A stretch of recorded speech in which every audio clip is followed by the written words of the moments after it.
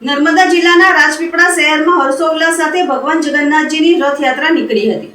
આ રથયાત્રામાં રાજપીપળા અને નર્મદા જિલ્લાના પ્રખ્યાત સામાજિક કાર્યકર્તા, રાજકીય આગેવાનો સહિત અનેક શ્રદ્ધાળુ રથયાત્રામાં જોડાયા હતા। ભગવાન જગન્નાથની યાત્રામાં મંદિરના આયોજકો કલ્પેશ મહારાજ, કેતનભાઈ પાઠક, કૌશિક મહારાજ, તપુભાઈ જેવા અનેક ભક્તો દ્વારા રથયાત્રાના કાર્યક્રમને સફળ બનાવવા સુંદર વ્યવસ્થાનું આયોજન કરાયું હતું।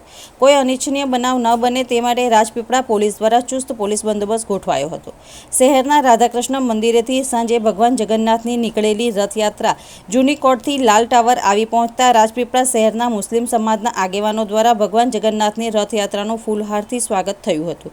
આ પ્રસંગે રાજપીપળા સિંધીવાડ મહોલ્લાના મુસ્લિમ માઇનોરિટી કોંગ્રેસ પ્રમુખ અલ્તાફ ખાન બલુચ, સામાજિક કાર્યકર્તા મોહમ્મદ ખાન પઠાણ, મુસ્લિમ આગેવાન પૂર્વ કોર્પોરેટર ઇમ્તિયાઝ અલી બાપુ, વરિષ્ઠ પત્રકાર મુંતઝીર પઠાણ, સામાજિક કાર્યકર્તા હસીબ ખાન બલોચ અને હાજી અનવરભાઈ સોલંકી સહિત મુસ્લિમ આગેવાનો દ્વારા યાત્રામાં જોડાયેલા રાજકીય આગેવાનો, સામાજિક કાર્યકર્તાઓ સામેલ ધર્મગુરુઓને ફૂલહાર પહેરાવીને સન્માન કરતા દેખાયા હતા। આ યાત્રાનો દરબાર રોડ, જૂની પોલીસ સ્ટેશન રોડ થઈને આશાપુરા માતાજીના કાછિયાવાડ, સફેદ ટાવર થઈને રાધાકૃષ્ણ મંદિર ખાતે સમાપન કરવામાં આવ્યું હતું।